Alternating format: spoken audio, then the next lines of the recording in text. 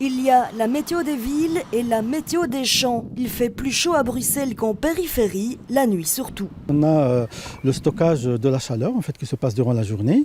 Ceci est dû en fait aux matériaux de construction dans la ville, donc du béton et tout ça qui stocke de la chaleur. Et durant la nuit, en fait, ça émet toute la chaleur qui a été stockée est rejetée durant la nuit. Et donc c'est ce qui fait que la température est beaucoup plus importante durant la nuit en ville que dans la campagne. En moyenne, il y a 2,5 degrés de plus à Bruxelles qu'à Brussegem, un point de comparaison pris en Flandre, à gauche sur la carte. Avec des pointes en rouge dans le centre et dans la première couronne, une différence qui s'estompe en journée, 1 degré de différence, 2 dans les communes du nord-ouest, quasi la même température au sud-est qu'à la campagne, plus on s'approche de la forêt de Soignes.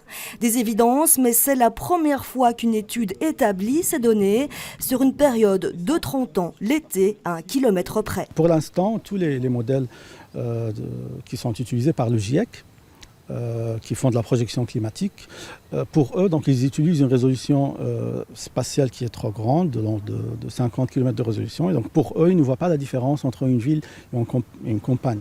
Des données qui pourront orienter les choix futurs, comme le choix des matériaux de la peinture ou la géométrie de la ville, objet d'une étude en cours en ce moment à l'IRM.